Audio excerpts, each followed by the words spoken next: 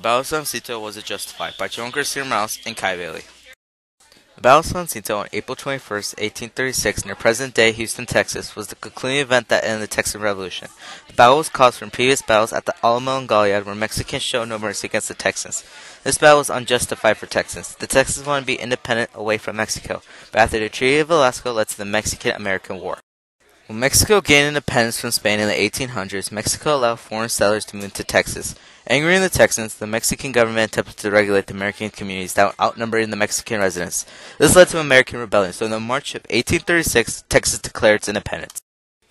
Initially, volunteer soldiers of Texas were defeated by the forces of Mexico General Antonio Lopez de Santa Anna, which forced the Texans to retreat eastward.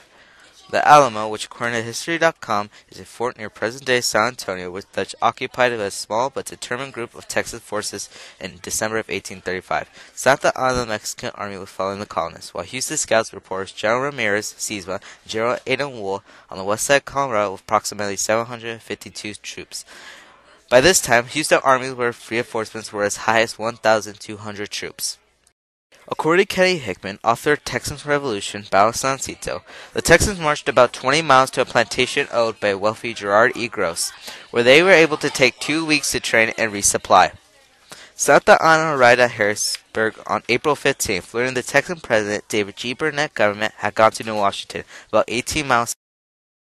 Meanwhile, April 11th, the Texans received 2 cans as a gift from the citizens of Cincinnati, Ohio. Initially, officers and men believed that Houston's strategy was to lead the pursuing Mexicans to the Sabine River, the eastern border of Texas. However, Houston took the Harrisburg Road instead of the Louisiana line. On April 18th, the army marched 20 miles to Harrisburg, now part of Houston. On the day of the battle, General Houston disposed his forces in battle order about 3:30 in the afternoon, while the Mexican side stayed quiet enjoying their siestas. The Texans' movements were screened by the raised ground and trees. At the command of advance, the Patriots, 910, attacked strong the Mexicans. The battle only lasted 18 minutes, but it was long enough for the Texans to kill 630 Mexicans, wound 208, and take 730. The Texans only had 9 casualties and 30 less wounded.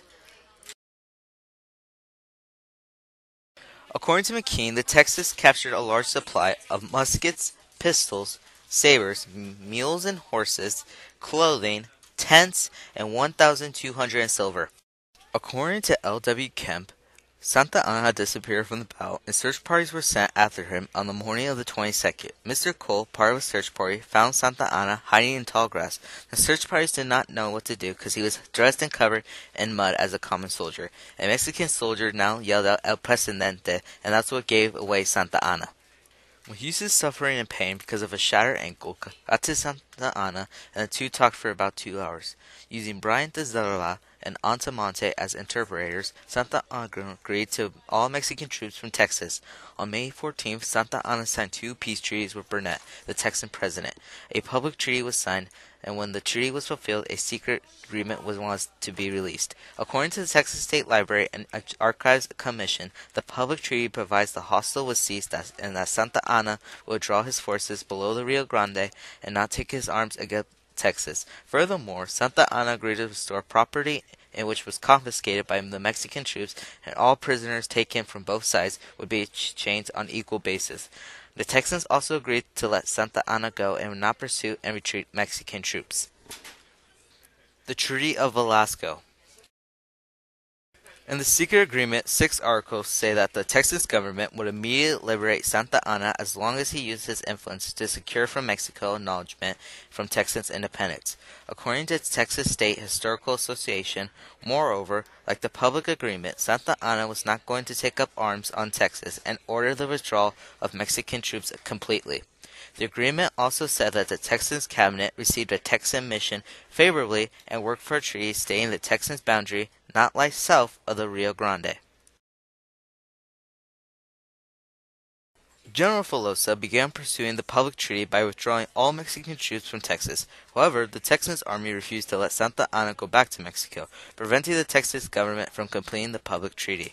On May 20th, the Mexican government declared a void to all Santa Anna's acts as a prisoner.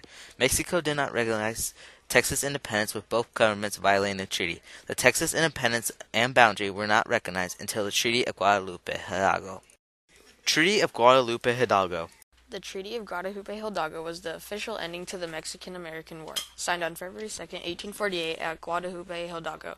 Under the terms of the treaty, negotiated by Nicholas Tris, Mexico ceded to the United States Upper California and New Mexico.